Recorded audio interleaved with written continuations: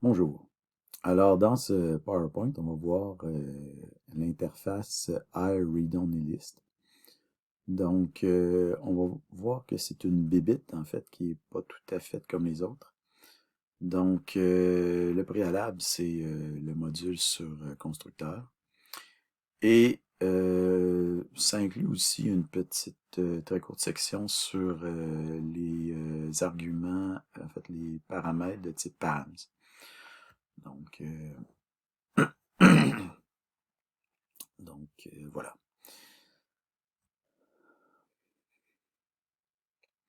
Donc en fait, j'étais en train de faire j'étais en train de parler d'encapsulation, puis là, ben, c'est ça, le truc c'est l'encapsulation.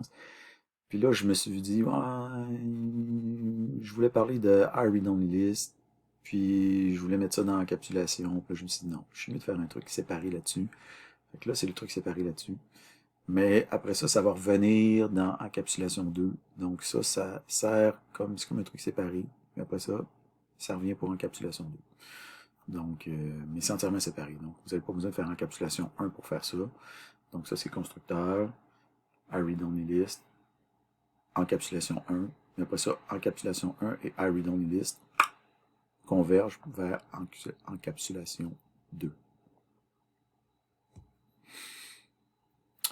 Donc, iRead-Only-List, donc l'objectif, c'est de comprendre au juste c'est quoi un iRead-Only-List et en quoi ça nous est utile, en fait, pour assurer une certaine protection des données.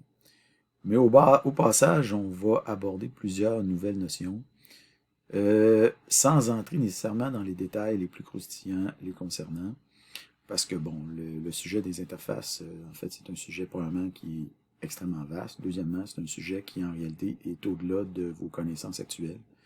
Donc, mais, disons que la base est pas au-delà de vos connaissances actuelles. Et aussi, c'est un sujet qu'il faut quand même commencer à aborder un petit peu, puis qu'on va, disons, il y a certaines notions là-dedans qu'on va tranquillement explorer d'ici la fin du cours. OK. Donc, on va revenir plus tard dans le cours sur ces notions-là, et surtout, en fait, en POC 3. Donc, pour le moment, c'est juste une introduction en la matière, et c'est de comprendre, justement, c'est quoi un peu le concept d'interface.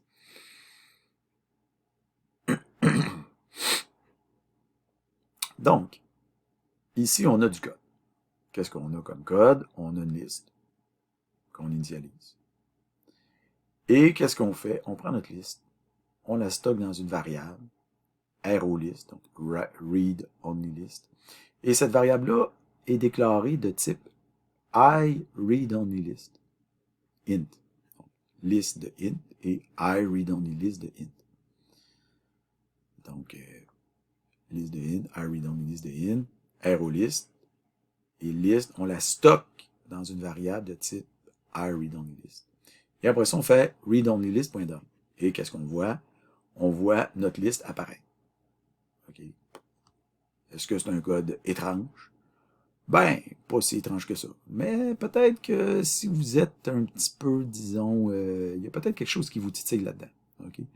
Moi, je dirais que la chose qui peut-être vous titille là-dedans, en fait, qui devrait un peu vous titiller là-dedans, c'est que ce que vous avez stocké dans votre variable de type iReadOnlyList, c'est pas un objet de type iReadOnlyList, c'est un objet de type list. Okay? Parce que normalement, si vous créez une variable de type entier, qu'est-ce que vous stockez dedans? Un entier. Si vous créez une variable de type personne, qu'est-ce que vous stockez dedans? Une personne. Si vous créez une variable de type string, qu'est-ce que vous stockez dedans? Une string. Mais là, on crée une variable de type iReadOnlyList, puis qu'est-ce qu'on stocke dedans? Pas un iReadOnlyList, on stocke une liste dedans. Alors ça, c'est quelque chose de nouveau, d'une certaine façon. OK? Donc, on va explorer un peu ce concept-là. On va approfondir ça. Donc, dans le jargon orienté-objet, ce phénomène-là, le phénomène de stocker un objet qui est différent du type de la variable en question, ça s'appelle le polymorphisme. Parce que iReadOnlyList, c'est un type polymorphique. Donc, ça veut dire en fait que vous savez jamais vraiment exactement c'est quoi le type d'objet que vous avez dedans. Donc, dans une variable de type iReadOnlyList, vous savez jamais exactement quel est l'objet que vous avez dedans. Okay. Là, évidemment, ici, vous le savez, vous avez pris une liste, vous l'avez mis dedans, vous savez que c'est une liste. Mais, disons, dans un programme, un gros programme, là, vous pourriez avoir plusieurs types d'objets différents qui pourraient être stockés dans une variable de type iReadOnlyList. On va voir plus loin qu'il y a plusieurs types d'objets différents qui peuvent être stockés dans une variable de type iReadOnlyList. Donc, on ne sait jamais exactement, précisément, c'est lequel de ces types d'objets qui est stocké. Okay? Donc, il y a un polymorphisme. Poly, plusieurs, morphisme, forme, plusieurs formes. Okay? Donc, ça, c'est à contraster avec les variables standards de type double, string bool, etc., qu'on définit habituellement dans nos programmes. Ces variables-là sont pas polymorphiques. Ils sont monomorphiques. Mono, un, morphisme, forme, une seule forme. Okay? Donc, dans une variable de type double, vous allez toujours avoir un double. Dans une variable de type boolien, vous allez toujours avoir un boolien, etc.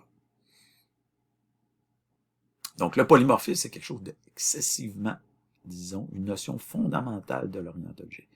Donc là, on parle de cette notion-là. On va y revenir au courant de la session. Okay? C'est pas un sujet là, qui est fondamental au début de la session Prog 2. Ça va revenir plus vers la fin de la session. Okay? Mais là, on en parle. Mais ça revient plus vers la fin de la session. Mais j'en parle parce qu'on n'a pas le choix d'en parler avec iReadOnlyList. Mais c'est une notion fondamentale qui va revenir plus loin dans la session. Okay? Mais voilà. Donc, les trois piliers là, de la programmation objet, c'est l'encapsulation, qu'on est en train de voir. En fait, l'encapsulation, le polymorphisme et l'héritage. Donc, polymorphisme, héritage, on voit ça plus loin. Et bien là, le polymorphisme, on est en train d'en parler. Mais disons qu'on ne le voit pas dans tous ses tenants et aboutissants. Et l'héritage, on va voir ça plus loin aussi. Donc, plus vers la fin de la session. Mais l'encapsulation, ben là, on est dedans. On est dedans. Donc, iReadOnlyList aussi, ben, c'est pas une classe. Donc, comme je l'ai dit, c'est une interface. Donc, une interface aussi, c'est quoi? C'est une abstraction. Donc, entre autres, c'est pas possible d'instancier une interface pour créer des objets de ce type-là. Ça n'existe pas des objets de type iReadOnlyList. Okay? On ne peut pas faire iReadOnlyList, ROList égale new. On ne peut pas instancier une interface. Okay? Cannot create an instance of the abstract type or interface iReadOnlyList. Donc, si Sharp vous le dit, je ne peux pas construire des objets de ce type-là. Maintenant, indexation et count. Donc, sans surprise, ici, on crée une liste. On prend notre liste, on la stocke dans notre variable de type iReadOnlyList. Et on peut, bien sûr, compter le nombre d'éléments qu'on a dans notre liste ou dans notre read-only-list. Okay? Parce que là, il faut bien comprendre qu'ici, notre liste, à partir du moment que notre liste est stockée dans une read-only-list, dans notre interface, notre liste est comme, maintenant, on y accède comme indirectement. Okay? On y accède indirectement via l'interface. Donc, ça modifie un peu, ça va, vous allez voir après, mais ça limite, ça modifie un peu la façon dont on va, disons, accéder à notre liste. Okay? C'est comme si la liste était, il y avait comme une interface entre nous et la liste qui était entre les deux. Okay? Donc, on peut compter encore le nombre d'éléments qu'on a dans notre liste. ROList.count. 3. ROList, premier élément de notre liste, ROList 0, 10. Et dernier élément de la liste, ROList chapeau 1, 30. Donc, rien de nouveau pour l'instant. On aurait fait ça directement sur la liste, on aurait eu exactement le même résultat. Okay? Maintenant, ajouter dans la liste. Par contre, si on tente d'ajouter dans la liste, alors là, on a un problème, mais seulement si on tente de le faire via l'interface. Okay? Donc ici, on a notre liste. Toujours, on rajoute dans notre variable ROList. Si on l'ajoute directement dans la liste, ça fonctionne. On rajoute 40 dans la liste, ça marche. Mais si on essaie d'ajouter 40 dans la liste, mais via l'interface ROList, ça marche pas. On peut pas faire ça. Okay? Donc, notre liste, à partir du moment qu'on la stocke dans une arrow list, dans une iRead-only list, donc notre liste, une fois qu'elle est dans notre variable iRead-only list, on n'a plus accès à notre liste de la même façon. Il y a une interface qui est entre nous et notre liste, qui est dans la variable iReadOnlyList. Et cette interface-là ne nous donne pas accès à la méthode add qui est dans notre liste. On n'y a plus accès à cette méthode-là. Cette méthode-là n'est pas disponible. Okay? Donc, on le voit ici, add est en rouge. On ne peut pas ajouter. C'est normal. iReadOnly list. Read only. On ne peut pas modifier la liste. Même chose, modifier un élément de la liste. Donc, tantôt, on pouvait accéder à l'élément 0, accéder en lecture, mais si on essaie de le modifier, ici, si on modifie directement la liste 0, 100, ça marche. Mais si on essaie de modifier la liste via son interface iReadOnly, read-only list 0, 100, ça marche pas. On peut pas modifier l'interface. On peut pas modifier la liste via son interface. On peut pas modifier le premier élément de la liste. On peut pas faire ça. Encore une fois, c'est normal. L'interface dit que c'est un read-only list. Donc, on ne peut plus modifier la liste à partir du moment qu'elle est stockée dans une variable de type iReadOnly list. Okay? Donc, interface et restriction. Donc, en somme, l'interface permet de restreindre ou de contraindre l'objet. Donc, dans le cas de iReadOnly list, l'interface contraint la liste à ses aspects purement immutables, donc non modifiables. La liste, quand elle est traitée via l'interface iReadOnlyList, ne pourra pas être modifiée. Donc, ça possède des avantages qu'on va mettre à profit sous peu.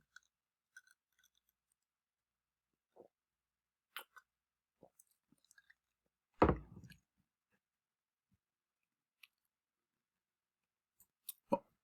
Avant de passer aux avantages qu'on va mettre à profit, on va se poser la question suivante.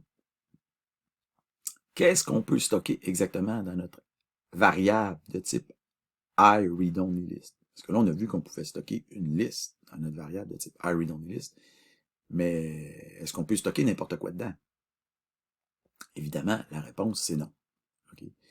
Donc, les seuls objets qu'on peut stocker dans une variable de type iReadOnlyList sont les objets, ou si vous voulez, dont la classe implémente directement ou indirectement, ça, vous n'avez pas besoin de comprendre ça pour l'instant, l'interface iReadOnlyList. Donc, il faut que les objets en question implémentent.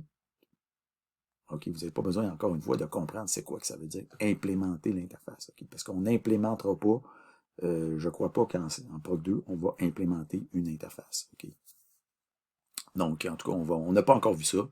Puis d'ici la fin de la session, je pense pas qu'on le voit. D'habitude, c'est pelleté en Prog 3, cette affaire-là. Okay? On n'a pas le temps de voir ça en Prog 2.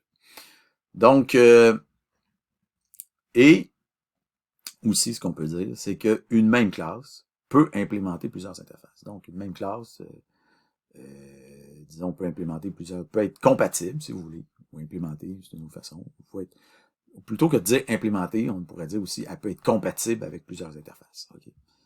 Donc, implémenter, c'est une façon de parler peut-être plus programmation. Une façon peut-être de parler plus, disons, utilitaire, c'est-à-dire qu'elle est compatible avec plusieurs interfaces. Okay? Donc ici, même classe peut être compatible avec plusieurs interfaces ou peut implémenter plusieurs interfaces. Donc on peut le voir sous forme de diagramme, comme ici. Donc on voit que la liste implémente l'interface ici iReadOnlyList. La liste implémente l'interface iReadOnlyList. Mais elle n'implémente pas juste l'interface iReadOnlyList. Elle implémente aussi une interface qui s'appelle iList. Et elle implémente aussi une interface qui s'appelle iEnumerable. Bon, mais la question de iList et iEnumerable, je ne veux pas aborder ça avec vous ici, là, dans ce PowerPoint-là, ni même plus tard en Prog 2, parce que c'est pas du sujet de Prog 2. Okay? C'est juste pour vous dire qu'une classe peut implémenter ou peut être compatible avec plus qu'une seule interface. Okay? En fait, il y a même d'autres interfaces en plus que la liste est compatible avec ou que implémente d'autres interfaces en plus que ça. Okay? Mais il n'y a pas juste la liste qui est compatible avec iReadOnlyList, puis iList, puis iEnumerable. Okay? Donc, iList, iEnumerable, en passant, on voit ça en Procto. Donc, la liste est aussi compatible avec, c'est-à-dire, il y a aussi Array qui est compatible avec iReadOnlyList, iList et iEnumerable. Donc, bien que Array, disons, d'après son nom, on dit, ouais, mais là, c'est pas une liste, un Array. OK, ouais, c'est pas une liste, mais on s'en fout, là, que ce soit une liste ou pas une liste. Array est quand même compatible avec iReadOnlyList. Okay? Parce qu'un array, quand on y pense, c'est à partir du moment qu'un array, on peut pas ajouter puis enlever ce qu'il y a dedans, ben, un iReadOnlyList, c'est compatible d'une certaine façon avec un array. Okay? Donc, c'est pour ça qu'un array, c'est compatible avec un iReadOnlyList. Okay? Donc, ça veut dire quoi, ça, le fait que array soit compatible avec iReadOnlyList? Ça veut dire que est-ce qu'on peut stocker un array dans un iReadOnlyList? Ben, la réponse, c'est oui. Parce que array implémente aussi l'interface iReadOnlyList. Donc, ici, on définit un array. On a toujours notre variable ici, iReadOnlyList, ROList. Et qu'est-ce qu'on fait? On stocke notre array dans notre variable readOnlyList. On peut faire ça. Et quand on fait ROList.dump, on le dump ici. Puis qu'est-ce qu'on a? Ben, on a notre array qui s'affiche. Maintenant, si on veut aller chercher la taille de notre array, ben, on va faire array.length pour l'array directement. Mais si on va via l'interface, ben, dans l'interface, pour aller chercher la taille, c'est pas length, c'est count. OK? Dans iReadOnlyList, pour aller chercher la taille, c'est count. Ça aurait pas de bon sens de dire, ben là, quand c'est un array, ça va être length, puis quand c'est une liste, ça va être count. Non, non, non, non. Il n'y a pas d'affaire de même. Dans iReadOnlyList, pour aller chercher la taille, c'est toujours count. Que ça soit une liste, ou que ça soit un array qui soit stocké dans l'interface, dans la variable de type interface, c'est toujours count qui est utilisé pour aller chercher la taille de ce qu'il y a dedans. Que ce soit une liste ou que ce soit un array. Okay? Donc, vous l'avez ici. Count. Ça va donner 3. Même si c'est une liste. Maintenant, on en vient tranquillement à notre sujet. Mais avant, on va parler de params. Donc ici, on a une classe immutable read-only avec un nom, une personne, et qui possède des amis. Cette personne possède des amis. Les amis sont stockés dans un array de string. Et on a ici notre constructeur. Donc notre constructeur, on suppose là qu'il est peut-être validant, mais disons que tout doux, on s'en occupe pas de la validation pour l'instant parce qu'on veut faire ça. Et on a ici notre array d'amis qui est utilisé pour initialiser. Et on dit dis.nom égale nom, dis.ami égale ami. Mais on a ici un truc spécial qu'on ajoute. Pour notre array, on ajoute params. Qu'est-ce que ça fait, ça, ou qu'est-ce que ça mange en hiver, le fait de mettre params? Ben, le fait de mettre params, ce que ça mange en hiver, c'est qu'on n'a pas...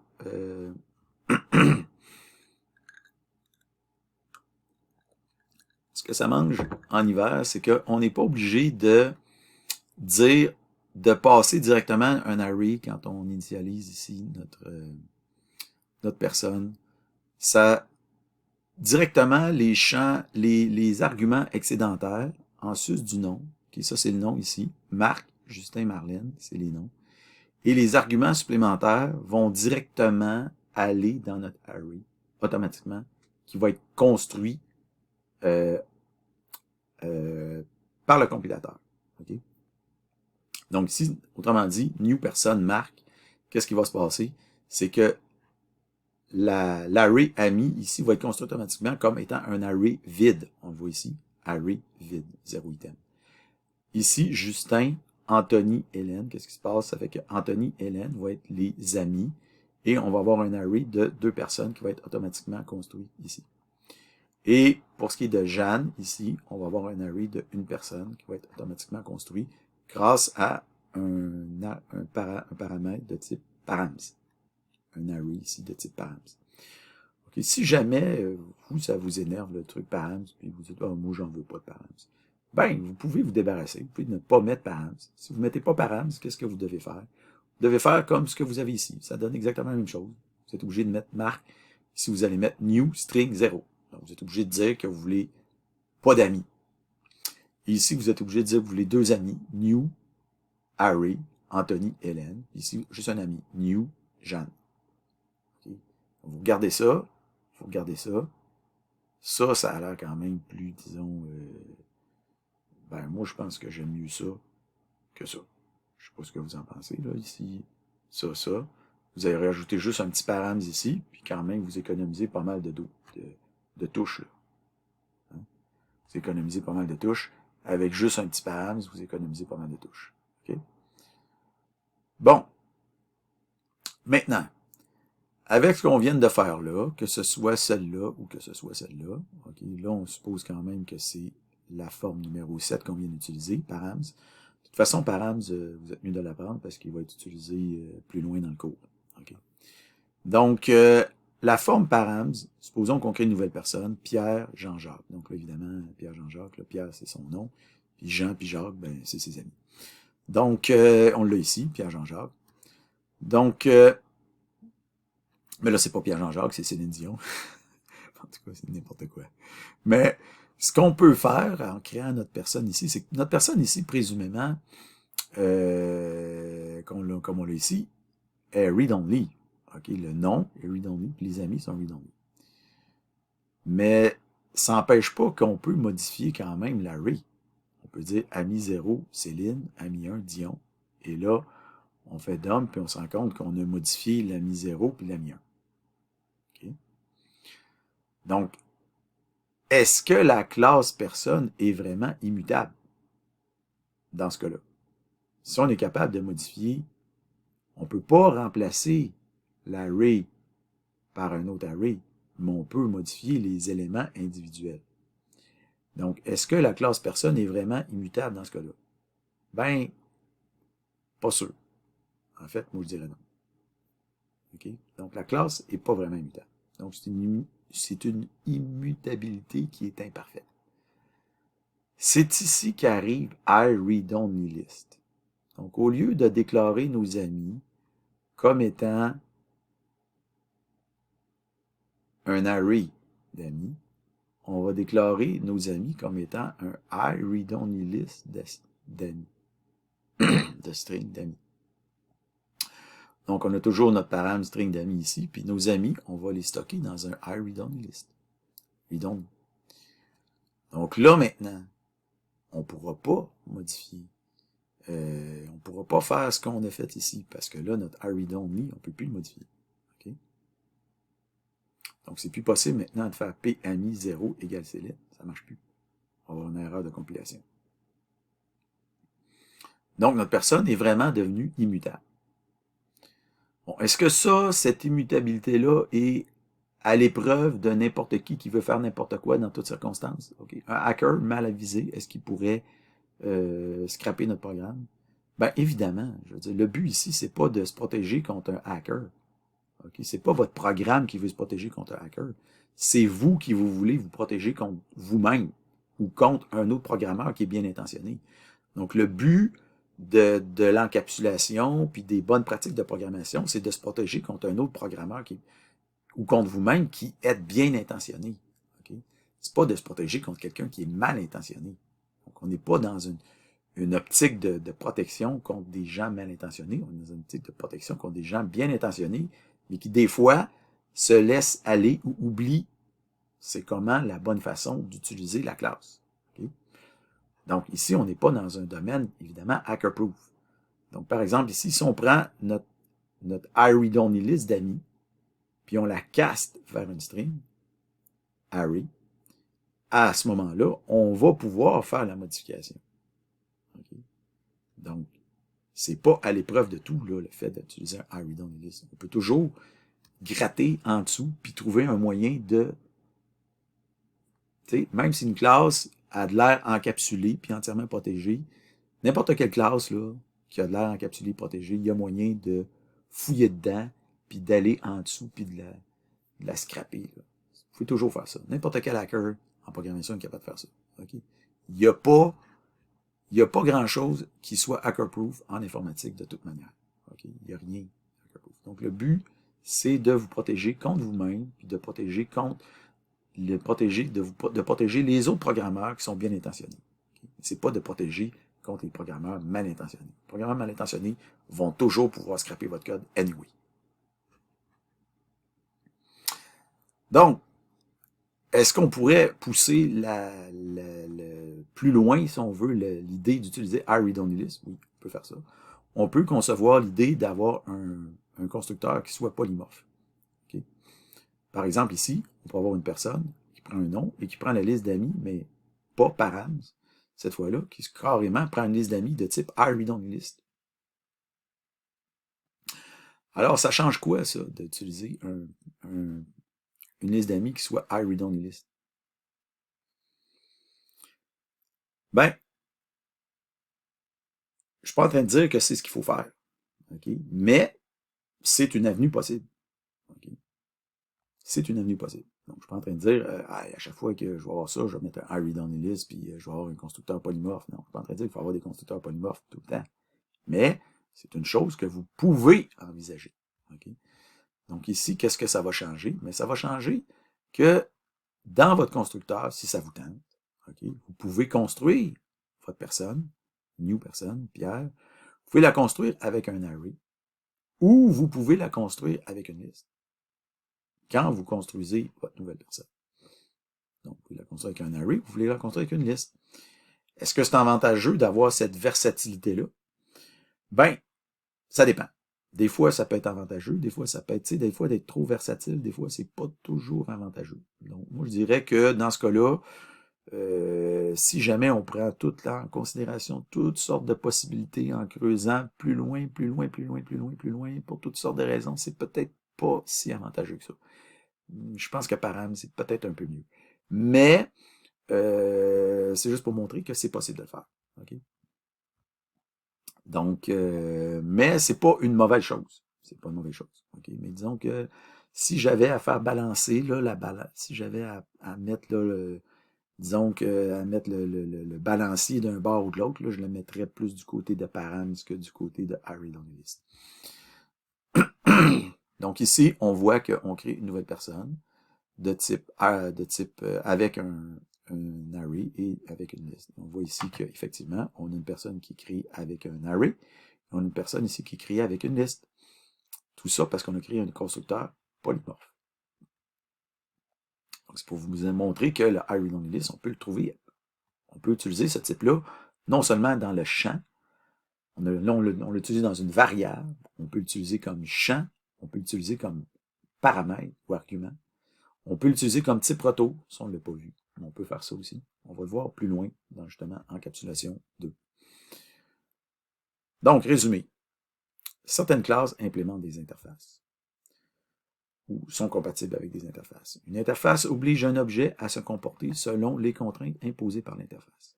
Par exemple, une liste ou un array, lorsqu'il est contraint par l'interface iRead-OnlyList, devient immutable. On ne peut plus ajouter, enlever ou modifier ces éléments. Une interface est une chose abstraite. On ne peut pas instancier une interface. Une variable, un champ, un paramètre ou un retour de fonction de type interface devient polymorphique.